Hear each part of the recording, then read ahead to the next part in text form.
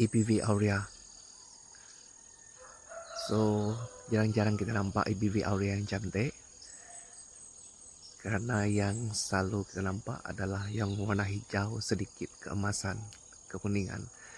Tapi ini keemasan dia memang sangat banyak, memang hampir semua emas.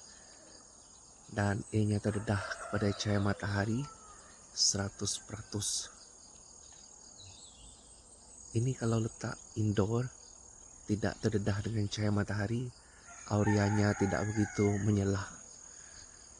Dan di sebelahnya EPV albo. EPV albo ini kalau daun putihnya banyak, terkena hujan, terkena cahaya matahari yang panas, akan terbakar seperti yang Anda lihat.